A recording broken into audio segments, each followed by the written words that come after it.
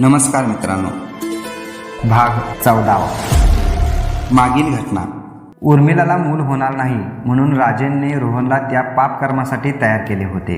पण रोहनने ते पापकर्म आपली पत्नी मनीषाच्या संमतीशिवाय करणार नाही अशी अट्टही राजेंला घातली होती. आणि रोहनने ती सगळी हकीकत रात्री मनीषाला सांगितली होती. मग मनीषा म्हणाली होती, राजन भाऊंचा प्रश्न म्हणजे आपलाही प्रश्नच ना. आता पुढील व्हिडिओ पाहण्यापूर्वी चॅनेलला सबस्क्राईब करा. रोहन क्षणभर तिच्याकडे पाहतच राहिला. म्हणाला, मग तुला काय वाटतं, राजेंने काय करावं? मनीषा थोडीशी त्याच्यापासून बाजूला सरकली आणि छताकडे वर पाहत त्याला म्हणाली, त्यांनी आता काहीच करायची गरज नाही. जे काय करायचंय ते तुम्हालाच करायचंय. मनीषा काळजावर दगड ठेवून बोलत होती. मनीषाच्या तोंडून हे ऐकून त्यालाही एक आश्चर्याचा मोठा धक्काच बसला होता. मनीषाने काळजावर दगड ठेवून होकार दिला होता तो राजन भाऊंच्या संसारासाठी. रोहन तिच्याकडे बघत विचारातच पडला होता. स्वतःला रोहन भाग्यवानच समजून घेत होता. अशी समजूतदार पत्नी मिळेल याचा त्याने कधी स्वप्नातही विचार केला नव्हता. पण मनीषा आता मुलगी नाही, बाई झाली होती. एका मुलाची आई होती. त्यामुळे एका स्त्रीच्या व्यथा या समजूतदार स्त्रीलाच कळतात. मनीषा झटकन रोहनकडे वळली आणि म्हणाली, हो, माझी संमती आहे तुम्हाला, पण त्या अगोदर मला राजन भाऊंच्या पत्नीला भेटायचंय. रोहन ठीक आहे म्हणाला आणि तिला कुशीत घेऊन काहीतरी विचारात तिला गोंजारत राहिला. तिला गोंजारता गोंजारता रोहनला झोप लागली, पण मनीषाला मात्र झोप येत नव्हती. रोहनला झोप लागली हे पाहताच ती हळूच वर उठली. तिने रोहनच्या अंगावर पांघरून घातले आणि ती बाथरूममध्ये गेली. मन मोकळं होईपर्यंत ती मनसोक्त एकांतात रडली. नंतर फ्रेश झाली आणि पुन्हा रोहनजवळ येऊन झोपली. ती रात्र निघून गेली. सकाळी सर्वांनीच राजेंच्या घरी जायचं ठरवलं.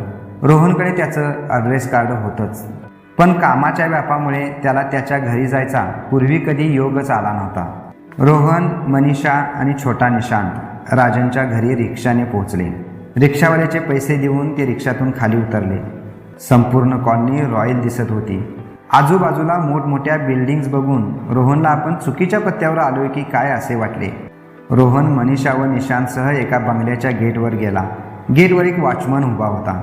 त्याने त्या वॉचमनला हातातील ॲड्रेस कार्ड दाखवलं. वॉचमनने कार्ड बघून तो हाच बंगला असल्याचं त्याला सांगितलं. तरीही त्याला त्या बंगल्याकडे बघून हा राजेंचा बंगला असेल याची खात्री पटेना. राजनला आत CCTVमध्ये रोहन दिसला. राजन लगेच जिन्याने धावत गॅलरीमध्ये आला आणि त्याने रोहनला हाक दिली.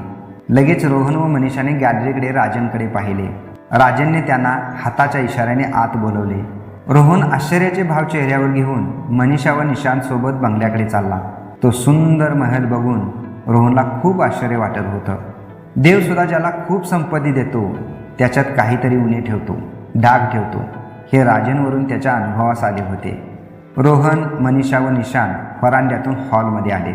तेवढ्यात राजन जिन्यावरून खाली हॉलमध्ये आला. राजनने त्यांचे मन भरून स्वागत केले. रोहनच्या फॅमिलीला पहिल्यांदाच आपल्या घरी येताना बघून राजन खूप खुश झाला होता. एवढा खुश की त्याचं तो दुःख क्षणभर का होईना विसरूनच गेला होता. तेवढ्यात मनीषा म्हणाली, मी आहे आत ताईजवळ, तुम्ही गप्पा करा. असं म्हणून मनीषा निशांतला घेऊन आत चालली. तेवढ्यात राजन म्हणाला, थांबा वहिनी, माझी मिसेस नाही आहे घरी, मंदिरात गेली. आजकाल तिला मंदिराची ओढ लागली. बसा ना, ती येईल एवढ्यात. मनीषा ठीक आहे म्हणाली आणि निशांतला घेऊन समोरच्या सोफ्यावर बसली. पुन्हा रोहन व राजनची बातचीत सुरू झाली. आता राजन खुश आहे खरा, पण त्याच्या आयुष्यात पुढे काय वाढून ठेवलंय ते बघूयात पुढील भागात. मागील भाग पाहण्यासाठी इथे क्लिक करा.